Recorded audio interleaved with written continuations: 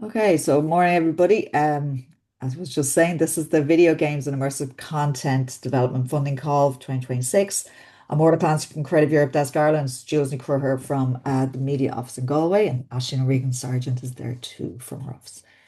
So we're going to go through the eligibility criteria and the award criteria, the overall, give an overall sense of the funding call in this presentation. Okay. So, an overview of Creative Europe. Creative Europe, for those of you who don't know, it's the European Commission's flagship program to support the culture and audiovisual sectors. For this 7 years, there's 2.4 billion divided between the three strands, media, culture, and cross-sectoral. And then Creative Europe Desk Ireland, where we fit in, there's a desk like contact point in every participating country, and we're the Irish ones. So there's Media Office Dublin and Media Office in Galway, and there's also a culture office that deals with the culture side of the program. And we're here to help. So don't forget that you're not here, you're not doing this on your own.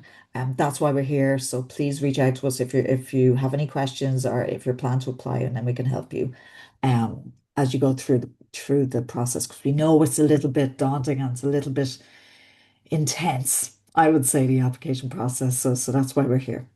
Okay.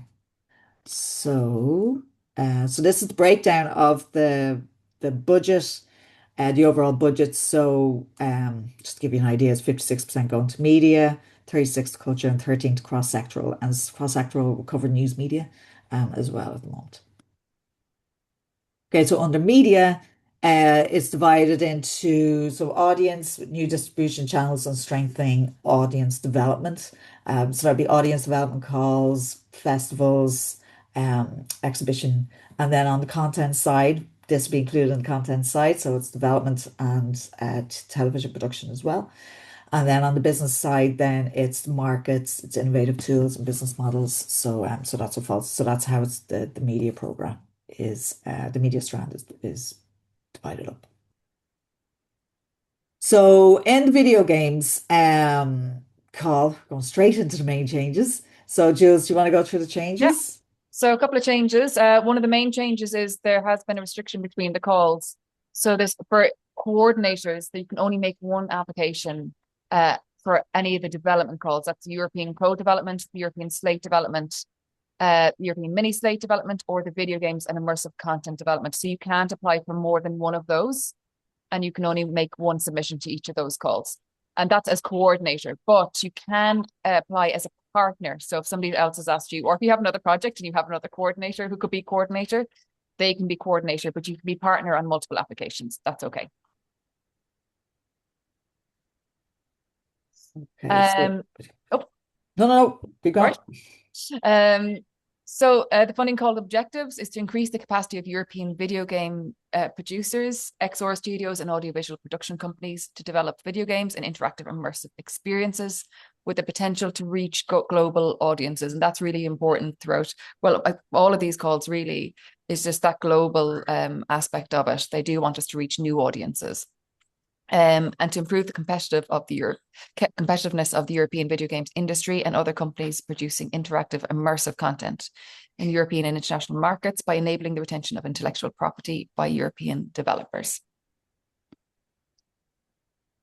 So the types of funded activities, a single video game or interactive immersive project with narrative storytelling. Now, this is the really, really important thing about any of them. It's the narrative content, no matter the type of game. It has to have that narrative aspect. It has to be original content and or quality gameplay, a high level of originality and innovative creative value. There's a lot of emphasis on that. A high level of commercial ambition, physical and digital distribution, location-based entertainment, and extensive cross-border potential. So again, they're looking to get into new markets beyond our own borders.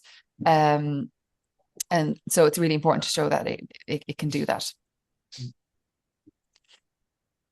And so the deadline is the 11th of February at 4 p.m. Irish time. So anywhere on the EU websites, you'll see 5 p.m. That's always 5 p.m. Central European time. That's not for us. It's 4 p.m. Irish time. So just keep that in mind. The evaluation period then goes from February to June 2026, with results expected around August 2026. And then for any successful projects, grant agreement signatures will be in November of 26. And the other good news is there's a budget. So it was 7 million. And so it's increased to 10 million overall budget for this call this year, which is great. We get more projects hopefully funded. Yeah, and it is really good because that like an extra 3 million. So hopefully, because I think Huge the amount. yeah, so we'll go through at towards the end of the presentation.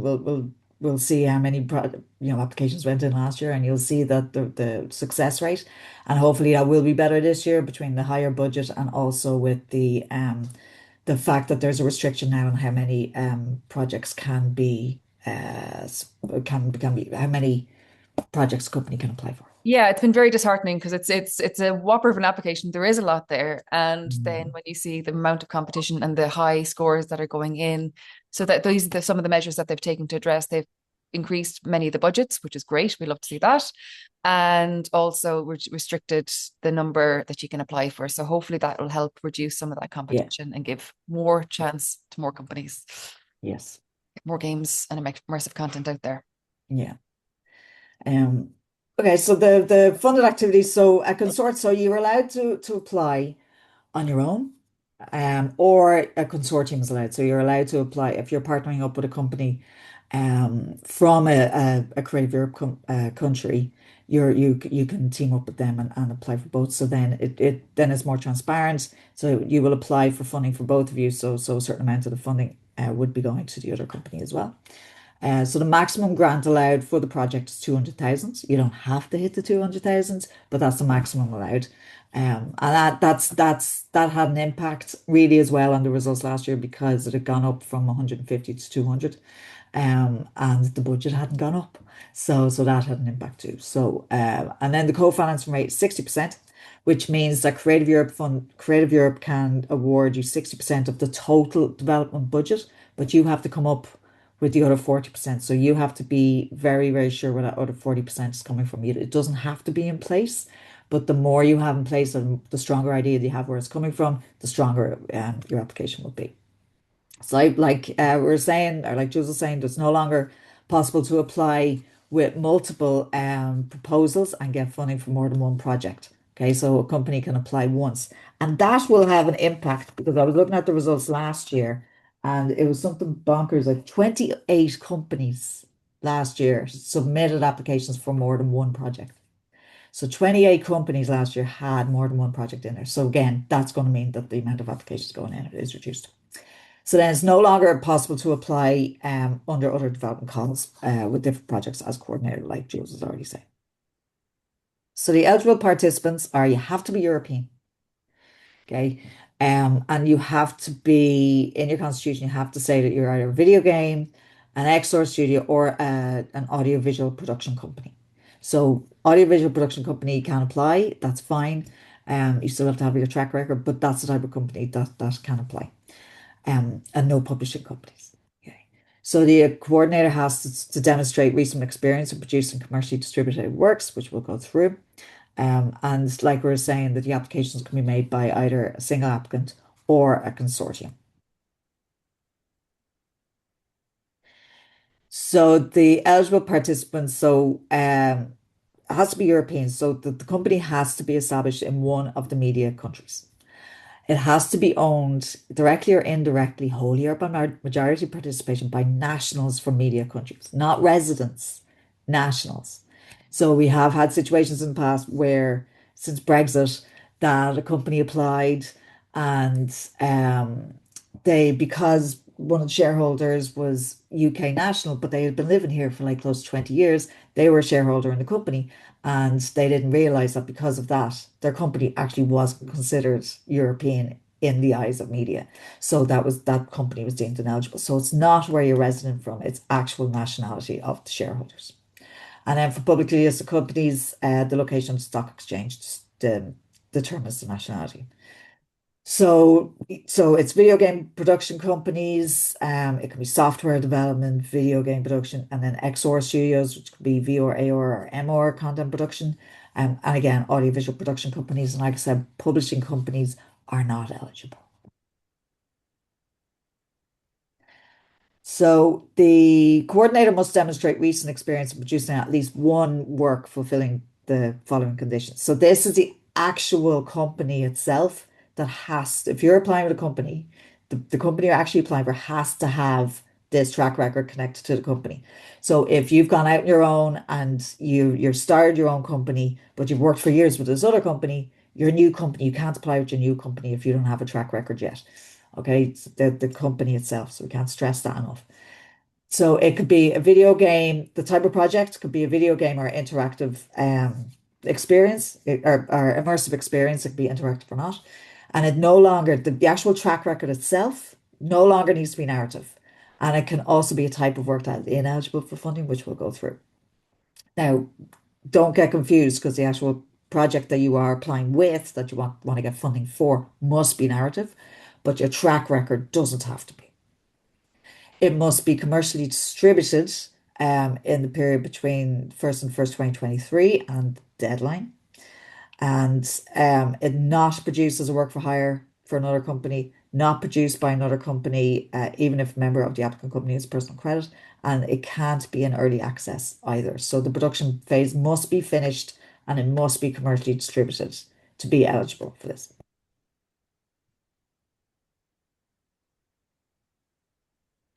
Jules, do you want to? Um, so concept development, pre-production of a single video game or prototype or interactive immersive experience project with um, narrative video game or interactive narrative immersive experience. The story must be told throughout. So it can't be, just once upon a time and happily ever after, that sort of thing. Because sometimes video games can have that just opening and it works for that game. But this can't be that. That can't be the narrative. It must be a narrative experience. And there are many ways to do that, of course. But it must be seen that it has a narrative quality throughout the game. It must be original content and or quality gameplay, high level of originality and innovative and creative value, high level of commercial ambition, physical and digital distribution, location-based entertainment, extensive cross-border potential to reach European and international markets, and focus on encouraging projects on immersive experiences with relevance to virtual worlds.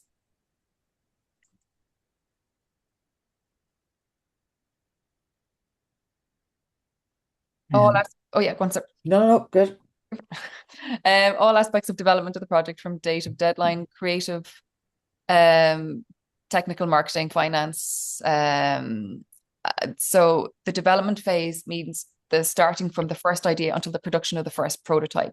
So if you have that prototype, or if you're seen to have this prototype, and this has happened, people have gotten caught here, where they've had something that they've shown to, let's say, the end user, end gamers, and maybe shown it at a public event. And for them, they might consider in development phase, but be very, very, very careful if you submit something, don't have it seen. People have gotten caught there where the assessor just happens to have gotten wind of it and said, no, they've got a prototype. So it is for the development of the prototype.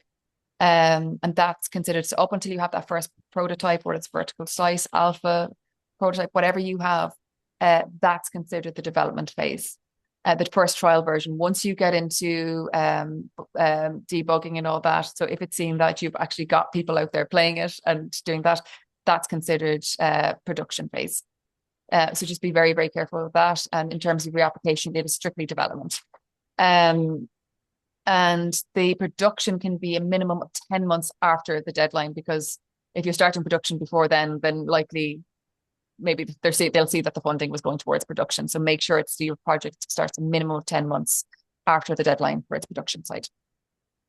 And another reason why it's 10 months, like, I mean, this is specifically for development, like Jules was saying, but also the contracting process takes so long. So it'll take around 6 months to find out if you actually receive funding or not. And then on top of that, there's another couple of months for contracting as well. So that's like 8 months there. So they want to make sure they can't contract with you if you've already gone into production. Even if you've spent all this money on development, they can't contract with you if it's already been completed.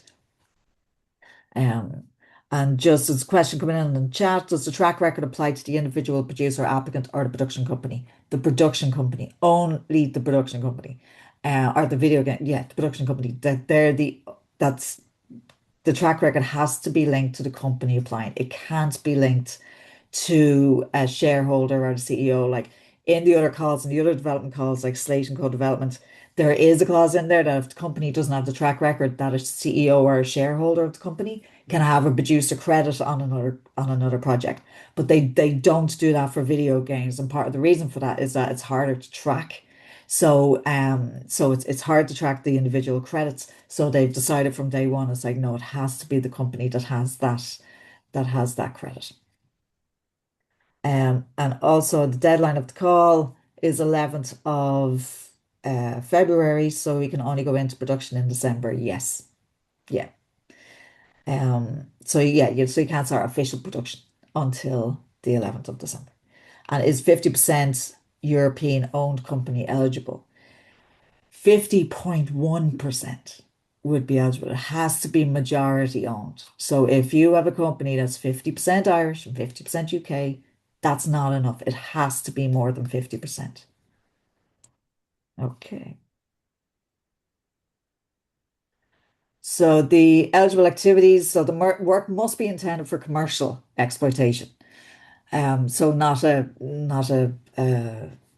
I suppose a game that's for a specific um non-commercial reason. It has to be for commercial exploitation.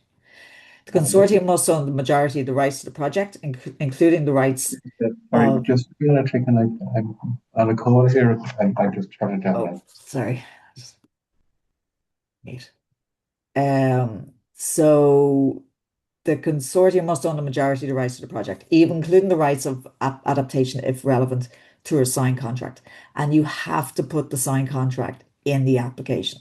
So you can't just say, yeah, we have the rights and figure it out afterwards. That the actual contract has to go the in with the application. And usually what happens with the is the company might have developed it themselves, that it could be an employee of the company, it was their idea, and that's fine. But you have to just have it in writing that the company itself and not the individual has the rights to the project.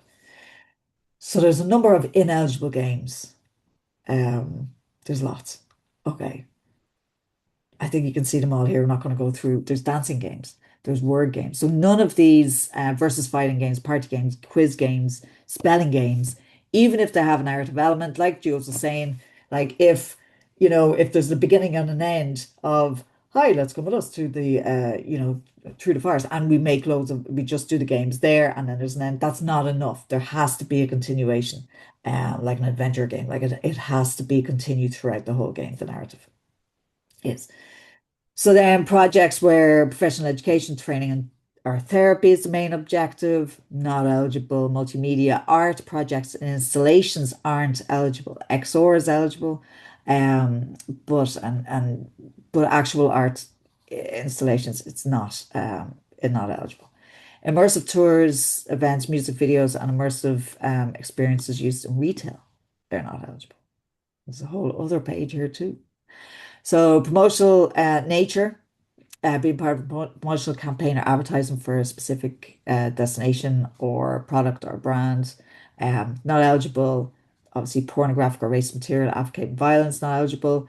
Platforms aren't eligible, right? So this platform for games or interactive experiences or websites being are dedicated specifically to social platforms, social networking, internet forums. So none of that is eligible. Tools are software services aimed solely at technological development. Um, and if it's used solely for furthering developing an already existing game or interactive experience, that's not eligible either. So the tools aren't eligible. That's a different call. Okay. Reference works aren't eligible either. There's how-to works, any of that, and information or purely transactional services aren't eligible. This is only it's for the actual project itself. It's not for the technical, the technology behind it. It's not for the platforms. This is just for the project, the narrative project that you're developing.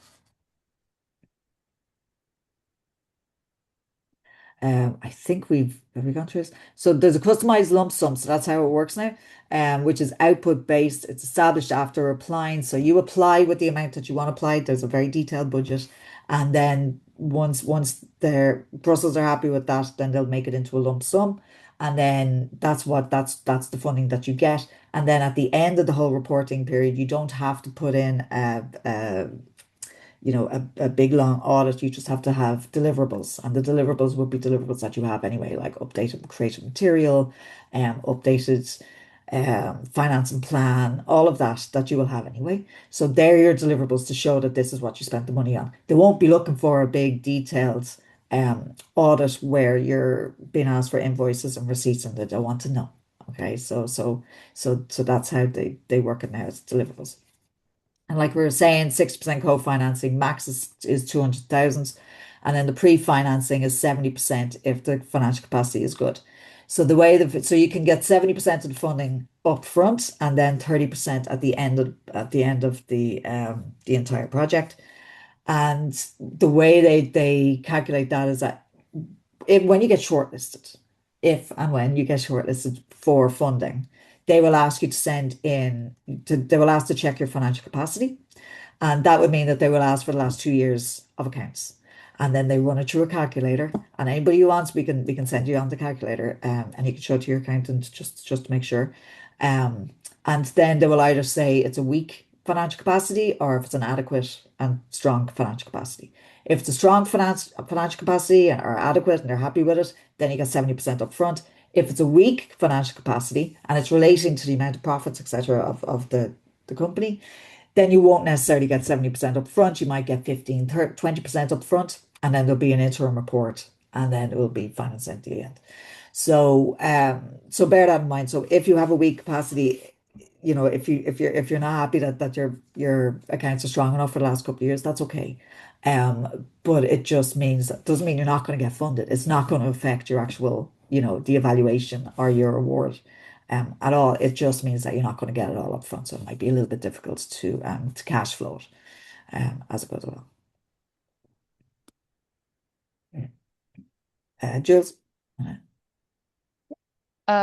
So in terms of the estimated budget, all costs must be incurred by the applicant and all costs must be incurred during the eligibility period of action. So that duration is normally not more than 36 months. But that can be extended if it's justified and has to be requested through an amendment. And the start of action is the default is after the signature of the grant agreement, but you can have it backdated to the date of submission if there's justification and approval. You have to seek approval for that.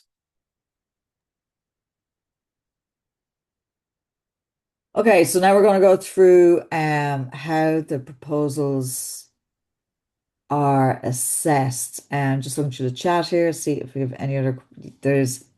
Sounds like this is more relevant for established studios and less for studios working on their first project. Um, yes, unfortunately it is. Now, if you're working on your second project and you have it up on Steam or you have your first project up, it doesn't have to be a big project. It could be a small project, do your track record project. It doesn't have to be a massive worldwide success. It could be, commercially distributed. It could be bought by a very small number of people, but you just have to show that track record because it's a big amount of money. It's 200,000. So they need to have confidence in the company that is financially that you're able to manage it. And so they need to see some kind of track record. I So think words unfortunately, like commercial and commercial exploitation can be very worrying. You're kind of going, I we're not, know, it's not mega yeah, bucks here. That is okay. And some people do, like where they have had experience, they're having to build a game and they have put something out there knowing they want to apply for this. And they get yeah, something out there, they put it up on a platform and they just get it out there into different territories and show that they can do that they can deliver. So yeah. you can do that. So it's not completely out of reach. It sounds a little bit more out of reach than it maybe is. Um, yeah, kind of small Oh, game on something like itch.io being sold for $1 count. It can. Yeah. yeah. Yeah. As long as you show that, so they will be looking for a sales report, and they need to be able to see that people have downloaded this and they have, spent money on this and it is commercially viable. It could be a free game within in-app purchases, that's fine. But they'd need to see that there was some kind of transactional Yeah, that's it, some sort of commercial value. yeah, That's a really great point there. Image fills that gap for early careers projects with some of their dev funds, incubate indie dev. Yeah.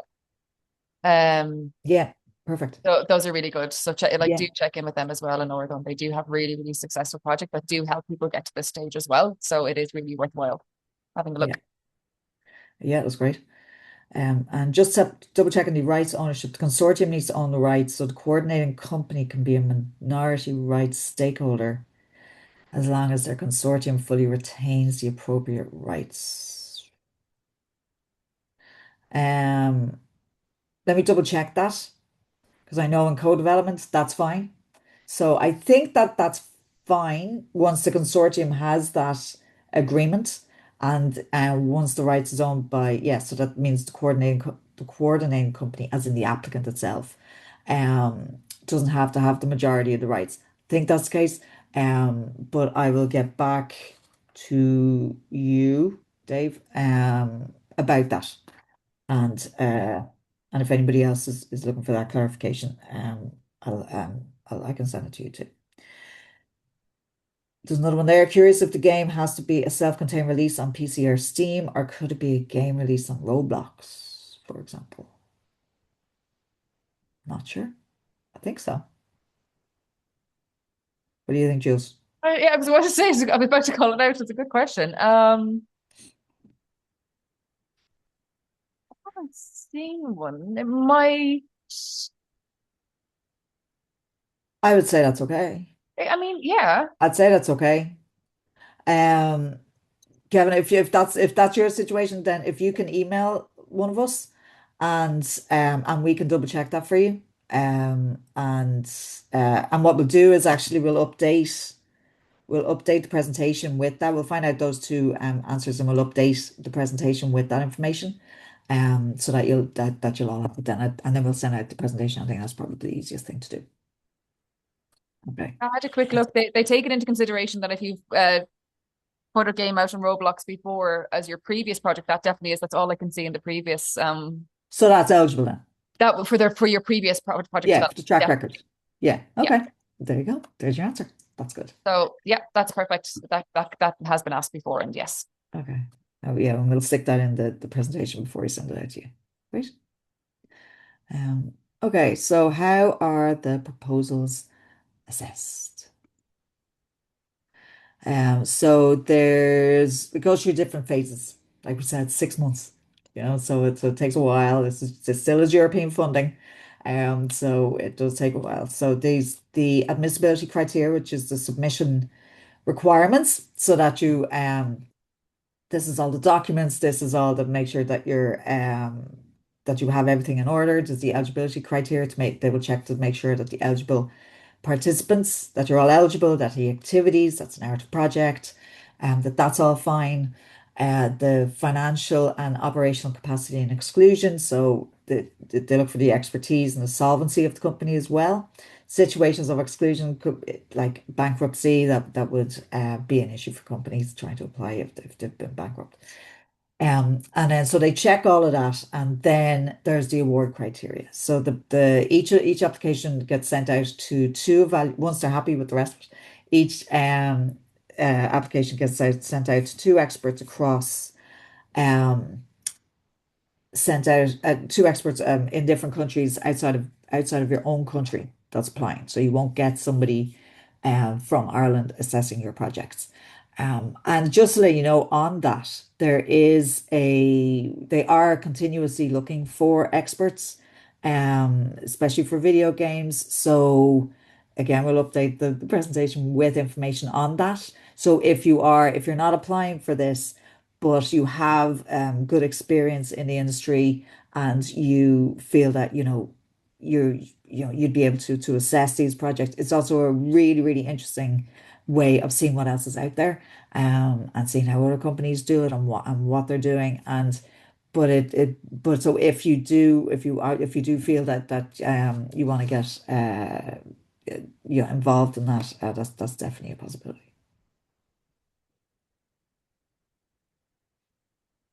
So the admissibility and eligibility check. So the eligibility of the previous work and the European ownership and independence will be checked at gap stage. So the gap is the the brain's gone blank.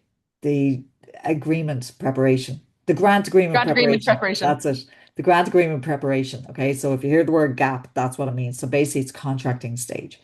So if you get award for funding and you're being brought into the contracting phase, like you're shortlisted, that's when they check the shareholdings of the company. That's when they check the eligibility of the previous projects. So you could have gone through all of this, but what they've had to do it this way because they had spent so much resources on checking all of this at the very beginning, and it just took so many resources from. So they feel it's better just letting this pass and bringing that to go, or letting the application go out to evaluators, and then they're checking at this stage. So you could get so far, and then the shareholding, might let you down.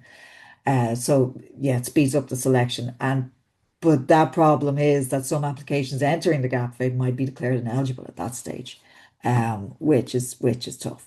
So if you were refused last year, right, or if you weren't selected last year, double check your that doesn't necessarily mean that you're and you got the all the details or all the feedback. That doesn't necessarily mean that your company would have been eligible. So make sure that your company is eligible this time because they only check it afterwards. So I hope that makes sense. And the criteria are strict, so make sure that you respect them fully before submitting an application. So yeah, so we'll go through the award criteria. So there's a common structure that is laid out in all the Creative Europe calls, especially on the media side. So one is relevance, two is quality of content and activities, three is project management, and four is dissemination. So that's exactly the same, but then the weight of the points changes per call. So in this one, relevance is 35 points. The quality of content and activities, 25 points. Project management is 20, and dissemination is 20. Now, the overall quality threshold is 70 out of 100. And every year, after every call, we get people saying, well, we got over 70 and we still didn't get funding. How is that possible? It's like 70 points is a quality threshold. Doesn't mean you'll get funded at 70 points. So what that means is that even if there's enough budget left over, and you got 69 points, you wouldn't get funded anyway. Okay. So they will only fund any project above 70 points, but with the amount of applications going in, the quality of the projects, it's not 70 that's the actual threshold for getting funding. Last year it was actually 83. So that's what you have to hit to get funding. Okay. So we're thinking it might be similar this year. It's hard to know really, to be honest, but it will be around the 80 mark, I would say, to get funding. So keep that in mind when you're going through the award criteria and you're totting up your own points. That's where you're aiming. And I'd aim at 85 just to be safe, if not more. Okay. So consult the breakdown in the criteria in the call and keep all elements in mind when preparing your application. And that word all should be in capitals and bold and red, because it's every single word of these award criteria, every word of the questions you need to address. Okay, because there's points going to everything. Jules, you want to kick off there with the relevance? Yep. So relevance is 35 points overall, with 10 points going to originality and creativity of the concept against existing work, including originality of the story. Level of innovation, they're really looking strongly at this. There's 15 points going. Could be cutting edge technique and content, use of newer latest technologies and platforms, innovation in the gameplay itself, the level of immersion and interactivity, or innovation in your visual or graphic approaches, or innovative use of cinematography and viewing. So, Oh, wait, no, that's fine. all Sorry. right. And then they're looking at the adequacy of the strategies presented to ensure a more sustainable and environmentally respectful industry. There's 5 points going for that, and 5 points for gender balance and inclusion. one thing that's really, really important on these questions, it looks like 5 points, very easy. I would say, and any of the questions, if it's 5 points, you think, oh, well, I'll focus more on the ones with 15. No, focus on Yeah. the ones with five because they're there. Things like these ones, it's not enough to say things like, well, we use paper cups and that a girl in, and that's never enough. It's not enough. It's not about just a gender balance. It's that balance overall. It's looking at the different communities who isn't represented in our company, in our organization.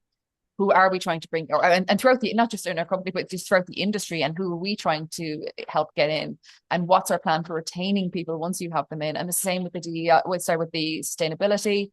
They really want to have a full sustainability plan. Like, how are you, like, through your technologies, through the game itself, how are you reducing your input, your carbon footprint, not just from your office practices and your personal practices within it, but throughout the game, throughout the whole life cycle of it, and your overall company practices. And so that's the kind of level of detail that they tend to want. And that's not just for these questions, that's throughout really. They don't want you to just say something, oh, this is what we're going to do. Here's how we're going to be more inclusive. Here's the types of people we're going to be included. It's the full plan of how you're going to do it. When they ask you a question like that, it's really, really important to remember that, especially with these ones with 5 points. It can kind of seem like, oh, if I just mentioned this, this, and this. Another application might say, yeah, oh, great, they're going to include all of these things. Fantastic. They want to see how that's going to be doable for you. What are the challenges? What are the risks involved? And how are you going to overcome those? And that goes across all questions too. Yeah, exactly. And if you're going in with another company, they'd be looking for Yes. their position too. So just bear that in mind. I mean, it could be down to the if it's an online game, or if it's a hard copy game, like whatever it is, like you like Jules was saying, like it's everything. So think of everything. And then Yeah. the quality of content and activities is 25 points overall. So they'll be looking at the quality of storytelling, the quality of the visual approach, the graphic and sound design, and accessibility measures for users with disabilities and other impairments.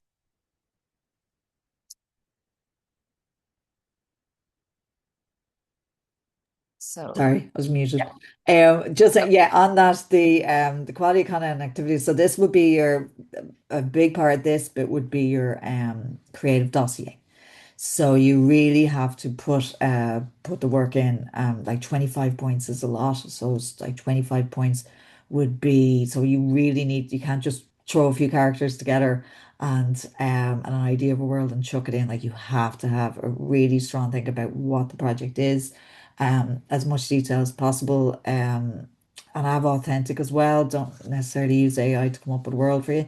Or just be careful with this one, and put a lot of work into that. But we'll talk about tips and tricks later on anyway. Yeah, so for non-immersive games, video games, what they're looking for, the quality and originality of the gameplay, and the integration between gameplay and storytelling, the quality of the level and the character design. For interactive, immersive games, video games and experiences, they're looking for the quality of the immersive experience and the level and quality of interactivity. So again, they're thinking of all aspects of the game. Then we got project management, which is 20 points. So 10 points of this goes for the adequacy of the development strategy. So the adequacy of the development plan, the schedule, the development budget, and the foreseen partnerships to match the needs of the project. So as you can see, like, there's lots of words here that in the award criteria, but you deal with every single one. So there's 10 points here, and it'll be divided into four. Okay, so you have to talk about your development plan, and it's going to look for, is it adequate enough? So you really have to, they'll have seen the creative dossier and seen what type of project you're trying to make, and then they will look at the development plan and go, that doesn't quite match. So make sure that it is very coherent, make sure it makes sense for the type of project that it is. They're looking for a schedule. They're try and put down a month by month. I know people, can put down quarterly schedules. It's only 3 years. Like, try and be as detailed as possible. And this isn't just about the creative development. This is about what markets are you going to do? Are you going to Gamescom? What publishing companies are you talking to? All of this has to be should be in the schedule, so they can see that you're approaching, you're going to the right markets. They know when it is, so you're going to the right markets that are in the right time, and the schedule itself makes sense for the game. Then yeah, the development budget. So there's a detailed Excel budget, which we won't go through this time. We will go through and the technical session for the application. So that's where that would be marked. And then the partnerships that you're thinking about, that will match the needs of the project as well. Then there's the adequacy of the finance and strategy and the feasibility potential of the project. They want you to be ambitious, which is great, but realistic. Okay. And then we got dissemination, then potential for European international exploitation and distribution. So looking for the transnational appeal, potential to cross borders, and relevance of distribution strategy. So transnational, I mean, and just think about all the aspects. Think about other games. Think about where have they been successful and why they've been successful there. Do a bit of research on this. Think about, where, yeah, similar games to yours. Like what was it about that game that actually made it? Or maybe there's elements of that game in yours. The potential to cross borders, if it was a theme or a type of game that's big in those countries, if it's a creator that you have, here it's a character that's big, think about what it is. And then the relevance of the distribution strategy as well, who are you working with and where you see it playing. And And it then goes Mark, back. yeah, Oh, sorry. No. no, go on. No, I was saying this goes back to the kind of earlier ones of saying, the level that they want. So they don't want you to say, like, let's say it's for younger gamers, and you say, well, we're going to be on TikTok, we're going to use things, campaigns here. That's Mm, okay. That's relevant. Younger gamers, you absolutely will. But how? What's your market research? So what Orla was saying there in terms of your research, they want to see your market research. They want to see what you've done, and not just this is where we're going to target. How are you going to target them there? What types of campaigns are you running? Where else are you going to do this? They really want you to get into a bit more detail in terms of it. Because we have seen feedback like that where they're saying, yep, perfect market, and where you want to target them, perfect. But we mm, don't see how you're going to do it. So let us, and where's your market research? So they mm, just want to see that. mm. Yeah, no, that's a very good point. And then the marketing strategy is allowing to reach audiences at an early stage. And then, and this is really important. So this is really important too because, how are you going to reach your audience? And if it is a game that's targeting, a younger age group, how are you targeting? How are you going to get them? Like, so they will look at the marketing strategy in terms of, the type of project that you're applying with. So just, an overall video games marketing strategy isn't going to work. It has to be project specific. All of these has to be very project specific. So I'm sure there are wonderful strategies out there, more general, that, this is where all gamers are. But you have to be really project specific to be able to get the points in this call. You have to be so project specific. So keep that in mind. And then this is at an early stage. So this isn't about this isn't about the total marketing of when it's produced and what you're going to do then.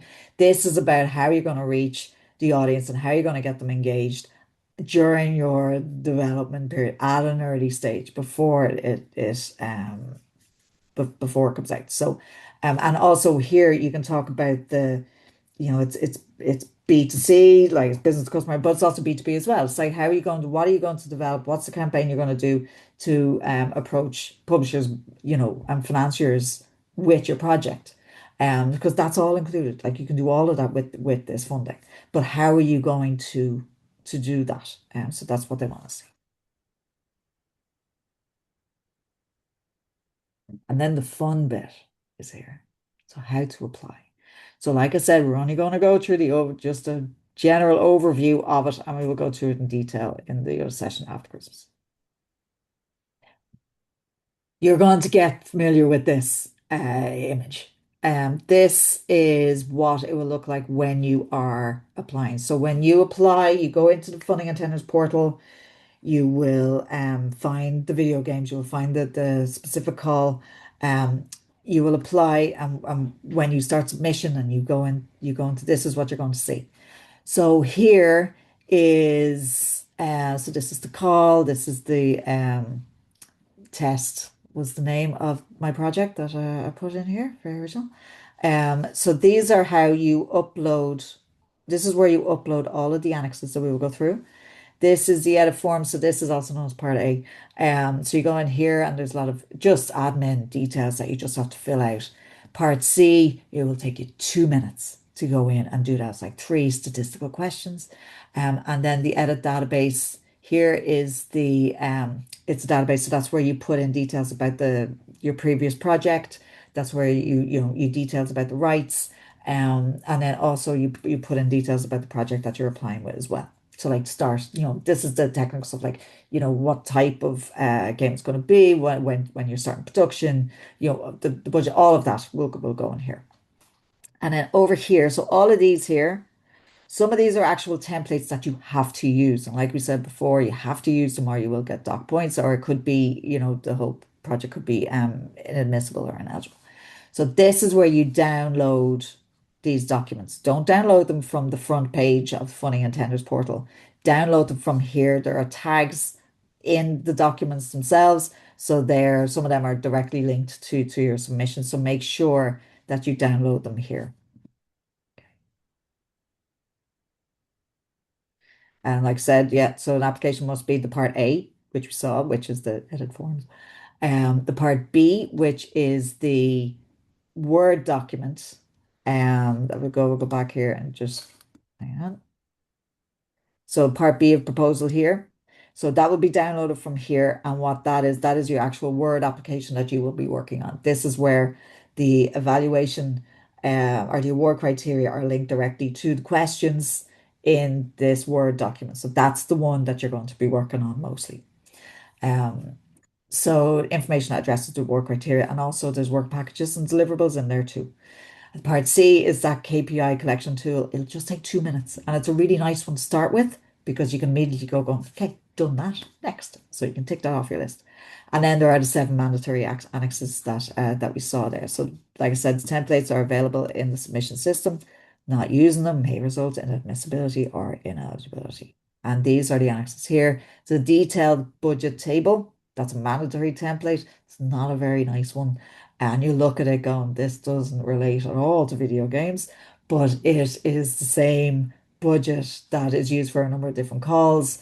And you can't change it. You just sort of have to make it fit, make your budget fit. But like I said, we can help you with that anyway. So then there's the PDF with information on previous and current work downloaded from the media database. And just to talk about this briefly, so we'll go back here. So here you got the media database. So this is where you put in all the technical details about your projects. But all of this information here goes directly into the system in Brussels. Okay, but the evaluators don't have access to that system. So the evaluators need to see the information that's in the media database. So what you need to do then, you need to submit it all, then you save it, then you download a PDF, and then you re-upload the PDF here. Okay. So there is sense with it. You're not uploading you're not inputting the same information twice. It's just the way that different elements of the process it can be seen.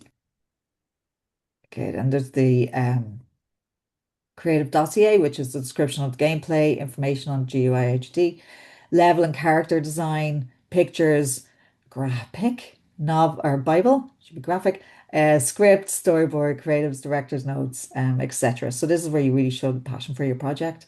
And yeah, this is a really important part. Obviously because it's your project and this is what you're applying with. Then they look for the rights contracts, like we said, proof of ownership of rights and rights of adaptation as well. If you are adapting it from a novel or a film or whatever it is, you have to have those rights as well. The project, then the supporting documents of co-production, distribution, and financing. So if you are co-producing, put up your deal memo or your agreement. For distribution and financing, they never like to be the first to jump. Creative Europe. They want to see that other people are involved, are interested, and that it can work on an international level. So if you have any letters from publishers or any other organization that is looking at it and going, actually, this is a really interesting project. This is just the beginning of it, but we're really interested in keeping in touch with you, and maybe we can work together down the line. Okay, that's fine. It doesn't have to be a contract.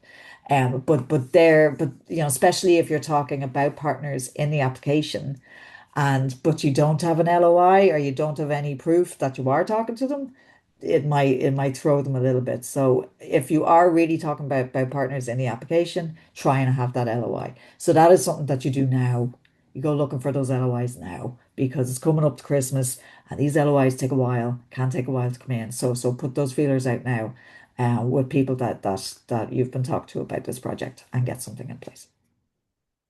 Then we have the information on independence and ownership control. This is an Excel regarding the ownership of the company, so they can see that the majority of the company is owned by nationals from countries participating in the media or the media program.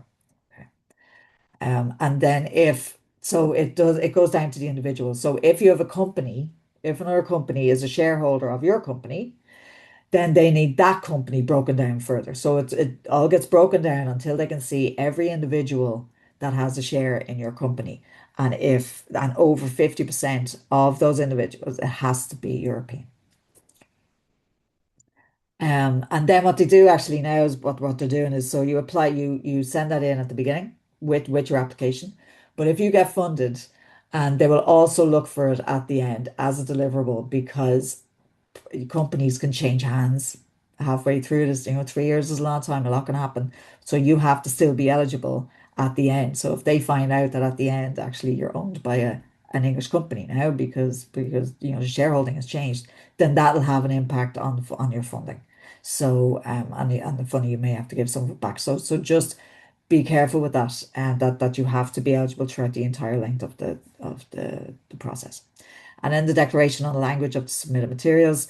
This is because they need to see the language of each of the documents that's going in. Because if you have part of your document, for example, is in Irish, what happens then is because your application is going to evaluators outside of Ireland, they need to be able to find an expert who's would be able to evaluate video games, that they need to find somebody who has the Irish language outside of Ireland. Okay, so they need to be able to do this before when they get the application, so they can have them in place. Jules, do you want to go through some tips there? Yep. Actually, just an important point, like I know it was mentioned that, you do have to use mandatory templates. Be very, very careful and make sure you use proper ones. Applications have been rendered inadmissible for using the wrong templates or not including some of the ones that they need to, or even missing out questions, say in the Part B one later on. There'll be lots more on that in the technical session, but do be very, very careful meanwhile Yeah, with those ones. yeah, and like that, like don't make up your own templates, and don't like you look, and I know you will look at the Excel as we have all done, and going, that has nothing to do with my project, but I've got a really nice one here that's detailed, budget. Actually, I'm going to put this one in instead. Don't do that. You have to use the templates that are in that file there. So some tips: contact us. We are available anytime. We can help you go through it. It's the one thing I know with a lot of funding calls, you can't really do that. You can't get that one-to-one advice or somebody to look over your application. That's why the desks are here, because we're removed from that application assessment process, and we can support you. So if you need somebody to look over, if you've got a question, or you just need to get unstuck out of your own head, if you're not sure what you're doing, or if you're eligible or anything like that, if you just want to have a quick chat or somebody to help you go over your application, get in touch with us. We're here anytime. So please do reach out. The time part, allow enough time for your application. And we've all done this. We've done our applications ourselves, and your last minute wonders, telling people to be, on time and well in advance. But there are lots, it can take a few weeks to complete it. So get started, start gathering all of your information, get in there. It can feel like you have a lot of time now, but come the new year, it may not feel like you have so much time. So get stuck in now, start gathering all of your documents, have a look at what you're putting into each section, and make sure you kind of have all the information that you need, because it is a lengthy process. Don't leave it till the last minute. There are technical glitches. The day of submission can be our busiest day. as much as you tell people to, get it done in advance, it is our busiest day in terms of applications and back and forth with people. We will be there for you. We will do that. But there can be last minute glitches, and we've seen that too, where somebody's uploading and it just doesn't upload. There's a glitch on the system, and then it's rendered inadmissible. So just not the day before. The day before you can get your technical glitches, but just try not to do it the day of, to upload everything. And remember that if you do upload something, and again, there'll be lots more in the technical session on that. If you do upload something to the system, you can always go back and re-upload something else later, an updated document if you have more information. But just make sure you try and get it up there. In terms of the budget, it should be realistic. It's for a demo, not for a full game. When you're giving information about how much the demo will cost, how much the development period will cost, how much the production will cost, remember these are people in the industry. So they do understand how much, and they will be asked the question, the assessors will be asked the question, is it a realistic budget for the type of game involved? So they'll understand if you've got a smaller budget one, or if you're producing a AAA and your budget, it's going to be 20 million or $500 million, you're a AAA game. They understand what it costs to do all types of games. They will understand that, and they will know it's realistic. So don't feel like if yours is genuinely a bigger budget project that they won't understand. They will.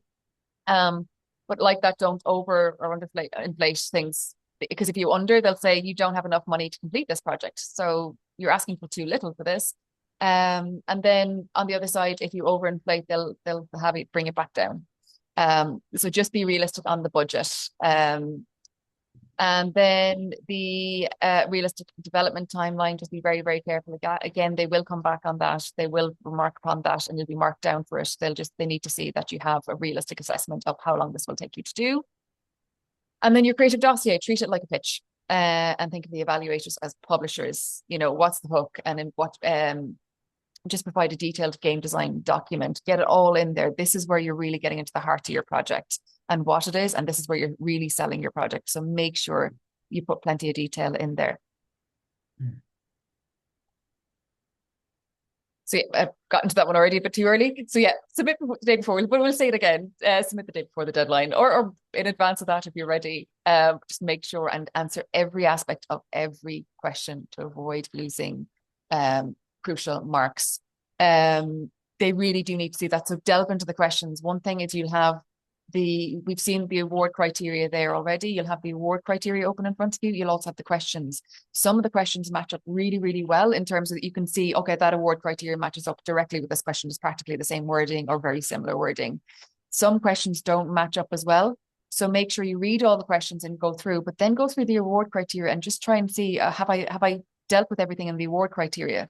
Because the assessors will be asked to see, have they dealt with everything? Have they pushed it? So make sure you go through both, keep them both open at all times in front of you, and make sure you answer every aspect of every question, but also the award criteria.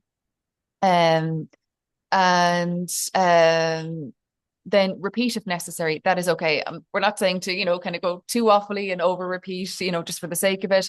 If something's relevant to another question, and you feel like you almost want to say, oh, as we mentioned in question one above, no, don't say as I mentioned, bring it into that, because you can't rely that the assessor has time to go back and do it, or that they remember what you've said. Remember, they're marking a few. So really just put it back in there and show how it's relevant to that section as well. Just don't presume you've answered it elsewhere. And then so then at the very end, so when we're talking about the award criteria, allow time to score your own application against the award criteria. It's worth sitting down that and trying to be objective about it, and how you would score against that, or have somebody else do it, a colleague do it. Trying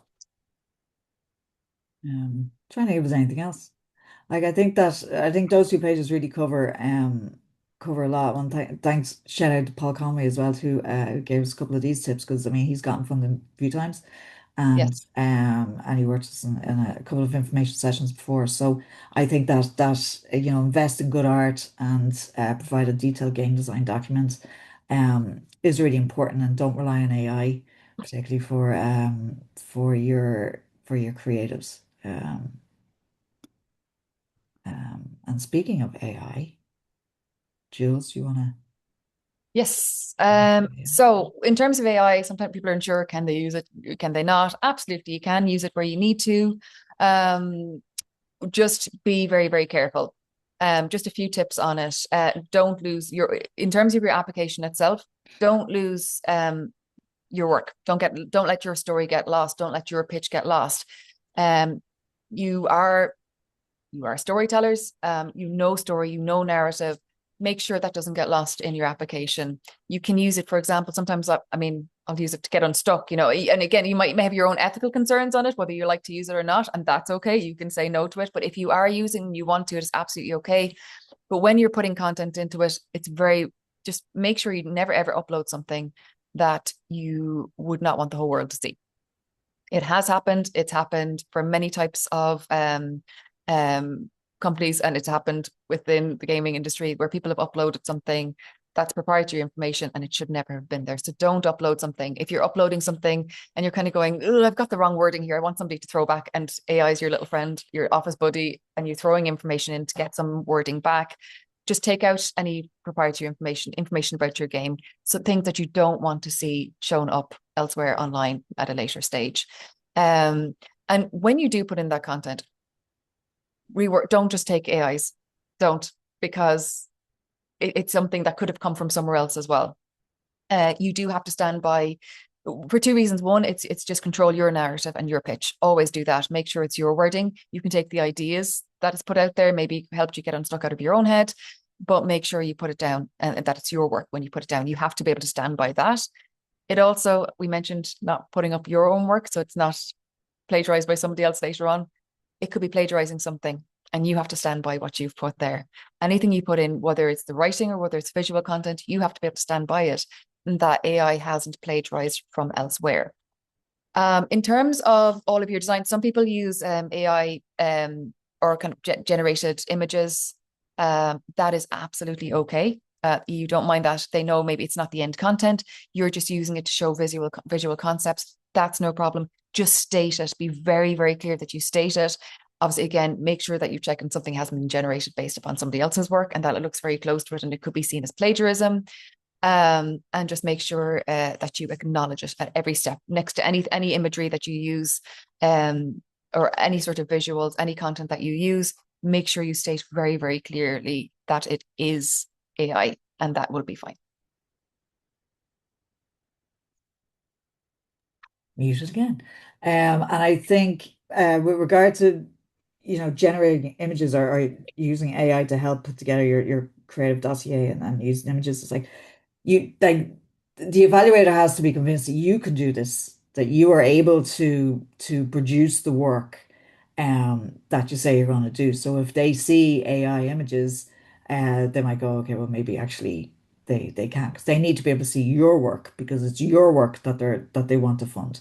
So just again, just it's what we've seen is where people kind of successfully use that is where sometimes they kind of want to show something. They can show their actual work and here's where we're at and here's the actual visuals. Here's what we're actually working on. But then they want to generate some mock-ups quickly to show some other aspects. But they've also shown and proven what they can do, what their concept actually is for this game and for this particular game, not just for your previous games, works, what you actually been working on so far, because you will be in an early stage development. So they want to see what you actually have done. Where people have generated, it's more just kind of an add-on to show further steps. Progression is what they're trying to show. Yeah. This is where we want to go. Sometimes people use them if they feel there's a gap in a visual that they want to show, but it should never be the overall thing. Exactly. A couple of things come in here. Can you direct us to the successful projects from 2025 call? We're going to talk a little bit about results now. Also, what is the minimum definition of narrative? It's a story. It has to be a story. And it can be in many ways. It can be in a kind of more text one that's going along, but it can also be just with the like say the first person, their experience going through the game and playing the different levels. That they're very, very different, very different games, in terms of what's defined as. If you can make that argument, make it a strong argument, I mean, not just saying, no, it's narrative. They do have to be able to see it, but if you can define that, that this absolutely is a narrative, you can show how it is. How am I getting a story out of this? Whether I'm seeing something on screen, I'm reading something, or I'm being taken through a story. I feel like I'm traveling through a story, that there's a story has a beginning, middle, end. That's what a narrative always has that. If I can feel that, and you can show that, that's narrative. Exactly. Okay. So the projects funded. So these are the projects funded since the Irish project funded since 2022. There was no call in 2021.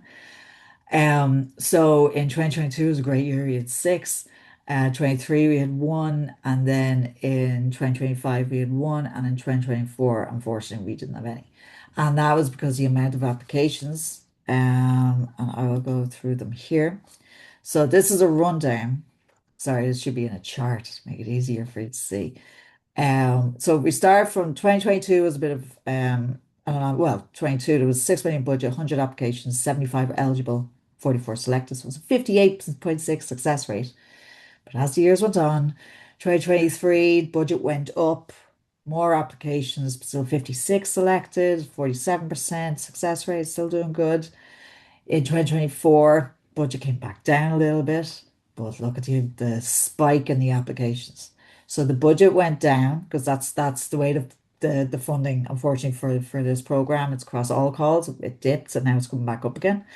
Um, but the word had gotten out about the applications. So there was 253 applications, 222 were eligible, and only 37 were selected. It was a 16.6 success rate. And part of the reason why 37 was selected is because that's when it went from 150, the max was 150 previously to 200,000. So the max hit 200,000 in 2024. So companies were applying for the 200,000, but with a 7 million budget, that meant that the amount of applications, there was only a certain amount of projects that they could award funding to.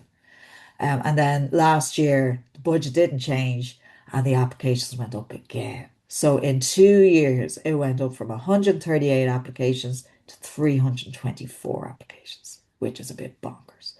There were 281 eligible.